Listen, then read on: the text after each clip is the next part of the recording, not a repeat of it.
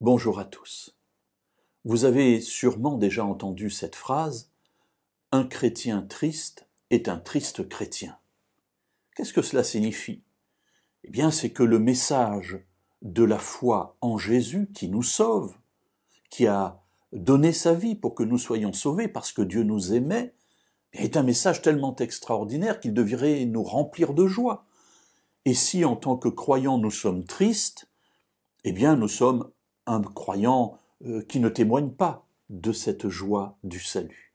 Alors mes amis, attention, cela ne signifie pas, et cela est présent dans toute la Bible, que pour autant il ne puisse pas y avoir des difficultés dans notre existence et que nous ne puissions pas passer par des périodes parfois même de désespoir. Nous voyons de grands hommes de Dieu passer même par des dépressions.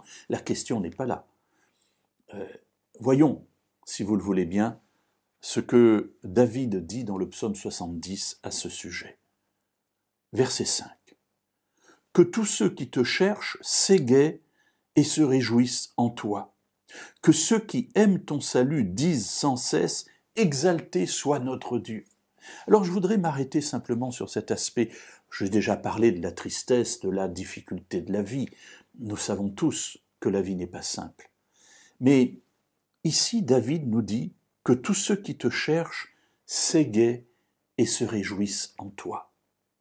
Alors un des moyens de lutter contre les difficultés de la vie, non pas dans la manière pratique, mais dans les effets que ces difficultés ont sur nous, est de nous réjouir en l'Éternel, de nous souvenir que Dieu nous aime, qu'il nous accompagne, qu'un ange est là, au moins, à côté de nous, pour conduire, tenir par la main, nous mener sur ce chemin de la vie parfois si difficile.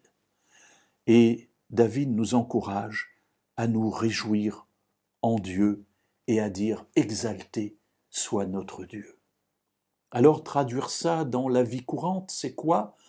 Eh bien peut-être dans les moments difficiles, chanter des cantiques, lire des psaumes qui nous rappellent la bonté de Dieu malgré notre malheur. Et je vous inviterai à lire chez vous le verset 6, le verset qui est juste après, ce magnifique verset qui nous encourage à louer Dieu. Ici, David n'est pas sur un nuage, il est dans la vie réelle. Et dans cette vie réelle, en passant par les difficultés, il nous dit malgré tout, si vous êtes ceux qui cherchent l'Éternel, réjouissez-vous en lui et dites, exalté soit le Seigneur par votre bouche et par votre vie.